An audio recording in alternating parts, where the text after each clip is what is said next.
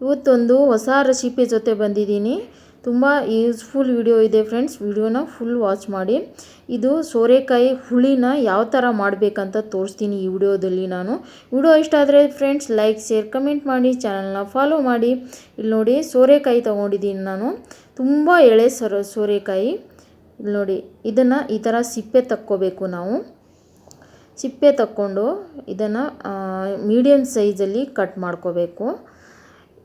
ಹುಳಿ ಅಂದರೆ ನಾನು ಹುಣಸೆ ಹುಳಿ ಹಾಕಲ್ಲ, ಇದನ್ನು ಮಜ್ಜಿಗೆ ಹುಳಿನೂ ಮಾಡಿ ತೋರಿಸ್ತಾ ಇದ್ದೀನಿ ಫ್ರೆಂಡ್ಸ್. ಇದು ಸೋರೆಕಾಯಿನ ಈ ಥರ ಕಟ್ ಮಾಡ್ಕೋಬೇಕು. ಇದು ತುಂಬ ಎಳೆದಿದೆ ಸೋರೆಕಾಯಿ, ಎಳೆ ಸೋರೆಕಾಯಿನೇ ತೊಗೊಂಡು ಮಾಡ್ಕೊಳ್ಳಿ.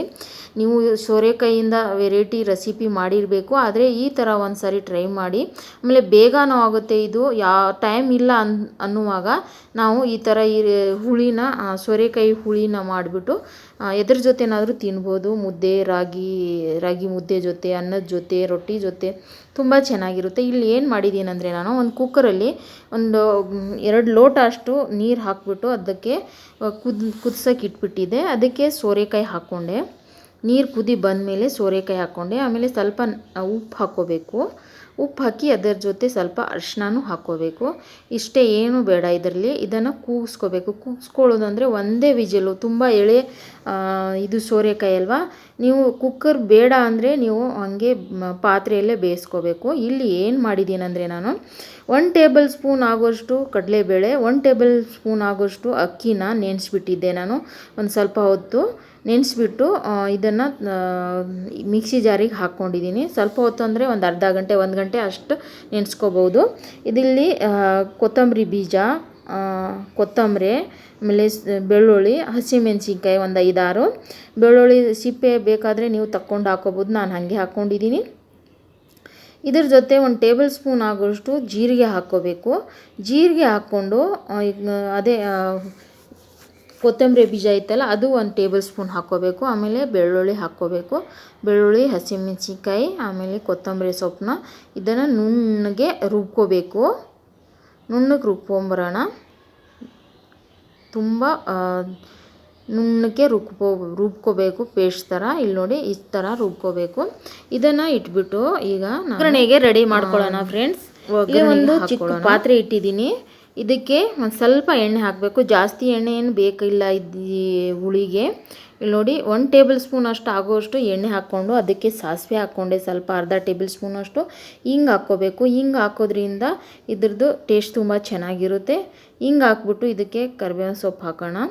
ಹಸಿ ಕರಿಬೇವಿನ ಸೊಪ್ಪು ಹಾಕ್ಬಿಟ್ಟು ಇದು ರುಬ್ಕೊಂಡಿರೋ ಪೇಸ್ಟ್ನ ಇದರಲ್ಲಿ ಹಾಕ್ಕೊಳ್ಳೋಣ. ನಾವು ಮಸಾಲೆ ರುಬ್ಬಿದ್ವಲ್ಲ, ಹಸಿಮೆಣಸಿನ್ಕಾಯಿ, ಕೊತ್ತಂಬರಿ ಸೊಪ್ಪು ಎಲ್ಲ ಹಾಕಿ ಅದನ್ನು ಹಾಕ್ಕೊಂಡು ಇದನ್ನು ಸ್ವಲ್ಪ ಬಾಡಿಸ್ಕೋಬೇಕು. ಇದ್ರದ್ದು ಹಸಿ ವಾಸನೆ ಹೋಗೋ ತನಕ ಇದನ್ನು ಸ್ವಲ್ಪ ಬಾಡಿಸ್ಕೊಂಡು ಇದರಲ್ಲಿ ಈಗ ನಾನು ತೋರಿಸ್ತೀನಿ ಏನು ಹಾಕಬೇಕಂತ. ಇಲ್ಲಿ ತನಕ ನೋಡಿದ್ದೀರಾ ಅಂದರೆ ಫ್ರೆಂಡ್ಸ್ ನನ್ನ ಚಾನಲ್ನ ಫಾಲೋ ಮಾಡಿ, ಕಮೆಂಟ್ ಮಾಡಿ, ಲೈಕ್ ಶೇರು ಮಾಡಿ. ಇಲ್ಲಿ ನೋಡಿ, ಸೋರೆಕಾಯಿ ಎಷ್ಟು ಒಂದೇ ವಿಜಲ್ ಹಾಕಿದ್ದಕ್ಕೆ ಈ ಸೋರೆಕಾಯಿ ಎಷ್ಟು ಚೆನ್ನಾಗಿ ಬೆಂದಿದೆ. ಆ ಸೋರೆಕಾಯಿನ ಇದೇ ಒಗ್ಗರಣೆ ಹಾಕಿದ್ವಲ್ಲ ಪಾತ್ರೆ, ಅದರಲ್ಲಿ ಹಾಕ್ಕೋಬೇಕು. ಹಾಕ್ಕೊಂಡು ಮಿಕ್ಸ್ ಮಾಡ್ಕೋಬೇಕು. ಇಲ್ಲಿ ನೋಡಿ, ಅಕ್ಕಿ ಮತ್ತು ಕಡಲೆಬೇಳೆ ಹಾಕಿ ರುಬ್ಬಿದ್ರಿಂದ ಇದು ಥಿಕ್ನೆಸ್ ಹೆಂಗೆ ಬಂದೈತೆ ನೋಡಿ, ಗ್ರೇವಿ ಥರ. ರುಚಿಗೆ ತಕ್ಕಷ್ಟು ಉಪ್ಪು ಹಾಕ್ಕೊಂಡು ಇದನ್ನು ಮಿಕ್ಸ್ ಮಾಡಿಕೊಂಡೇ ಇರಬೇಕು, ತಿರುಗಿಸ್ಕೊಂಡು. ಇಲ್ಲಾಂದರೆ ಕೆಳಗಡೆ ಹತ್ಕೊಬಿಡುತ್ತೆ. ಇಲ್ಲಿ ಮಜ್ಜಿಗೆ ಮಾಡ್ಕೊಳ್ಳೋಣ. 1 ಲೋಟ ಅಷ್ಟು ನಾನು ಮೊಸರು ಹಾಕ್ಕೊಂಡೆ. ಅದಕ್ಕೆ ಹಾಕ್ಕೊಂಡು ಈ ಥರ ವೀಟ್ ಮಾಡ್ಕೋಬೇಕು, ವಿಸ್ಕಲ್ಲಿ. ಈ ಥರ ಮಾಡಿಬಿಟ್ಟು ಇದಕ್ಕೆ ನೀರು ಸೇರಿಸ್ಕೋಬೇಕು. ನೀವು ಎಷ್ಟು ಹುಳಿ ಮಾಡ್ತಾ ಇದ್ದೀರಾ ಅಷ್ಟು ನಿಮ್ಮ ಮನೇಲಿ ಎಷ್ಟು ಕ್ವಾಂಟಿಟಿ ಬೇಕು ಅಷ್ಟು ಮಾಡ್ಕೋಬೋದು, ಎಷ್ಟು ಜನಕ್ಕೆ ಬೇಕು.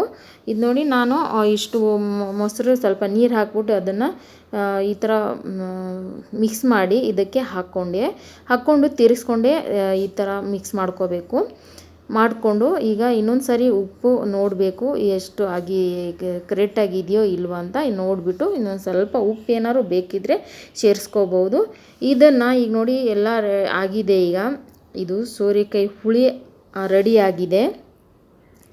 ಇದನ್ನು ಸ್ವಲ್ಪ ಹೊತ್ತು ಬೇಯಿಸ್ಬೇಕು, ಜಾಸ್ತಿ ಏನು ಬೇಯಿಸೋದು ಬೇಡ. ಇಲ್ಲಿ ನೋಡಿ, ಹಿಂಗೆ ಬೇಯಿಸ್ಕೊಂಡು ನೀವು ಒಂದು ಸಾರಿ ಟ್ರೈ ಮಾಡಿ ಫ್ರೆಂಡ್ಸ್. ಯಾವ ಥರ ಆಗಿತ್ತು ನಿಮ್ಮ ಮನೇಲಿ ಸೋರೆಕಾಯಿ ಹುಳಿ ನನಗೆ ಕಮೆಂಟ್ ಮಾಡಿ ಹೇಳಿ.